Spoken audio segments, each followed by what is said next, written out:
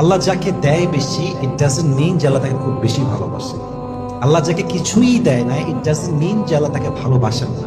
বরং যাকে আল্লাহ দিয়েছেন এটাও তার জন্য পরীক্ষা, যাকে আল্লাহ দেন নাই এটাই তার জন্য পরীক্ষা। যাকে আল্লাহ দিয়েছেন এটা তার জন্য পরীক্ষা। কেন? আল্লাহ দেখতে চায় যে আমার বান্দা আমার দেওয়া সম্পদ, অর্থ, ধন, দৌলত খরচ করে কোথায়।